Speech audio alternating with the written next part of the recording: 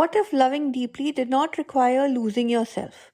What if you could care, support, and stay connected without absorbing anyone's emotions as your own? Hi, and welcome back to another episode of the Flight to Fulfillment podcast. I'm your host, Ratika Seth, your life enhancement coach and the founder of the Freedom Divas Hub. And today's topic is subtle yet very, very transformative. It's about emotional independence in love and family dynamics. Because emotional independence does not mean that you have to stop caring. It does not mean that you have to become distant. And it certainly does not mean that you have to disconnect from love. It only means that you have to stay anchored in yourself even when others are emotional, reactive, or demanding. And that changes the entire dynamics of it. So, these are the 5 steps to build emotional independence in love and family. Firstly, stop absorbing what is not yours.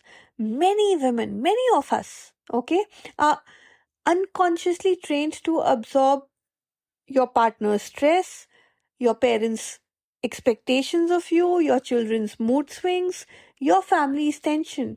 We all grow up like that. As women, my God, our mental conditioning is only such. But emotional independence begins with one question: is this even mine to carry?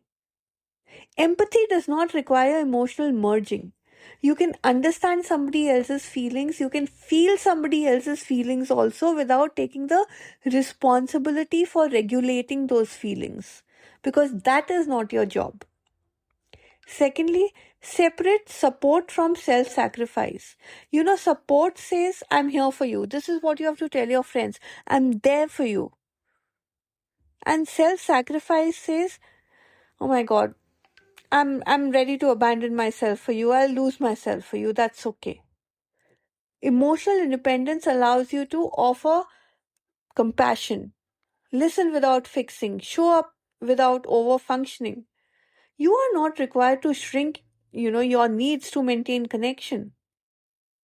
Thirdly, please learn to regulate before you react. In family systems especially, old roles get activated very, very quickly. Suddenly you're becoming the peacemaker, suddenly you're the fixer, suddenly you're the silent one, suddenly you're that responsible one, suddenly you're that, agony aunt, the soothsayer.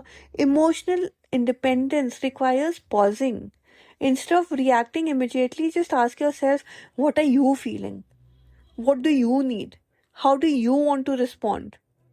Regulation before reaction is you being mature and you choosing yourself.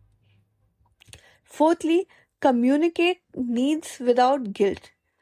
Many women, many of us actually fear that, if we express our needs, it will make us very demanding. People will say that we are very selfish, we are greedy, we are very, very, very, very demanding. But silence breeds resentment. Emotional independence means calmly saying, okay, fine, I need some peace now. That does not feel okay for me. I can't take that on right now. I'm not ready for it right now. Boundaries protect love. They do not threaten love. They will never threaten love. Lastly, anchor your identity outside your relationship, yeah, because you are your own identity. The strongest relationships exist between two whole people, not two incomplete people. If you're pretending, if you're not being your authentic self, if you're not being your true identity, you are not being fair. You're not giving yourself in that relationship with somebody else. So emotional independence means that you you have your own opinions and you voice your own opinions. You maintain your own friendships.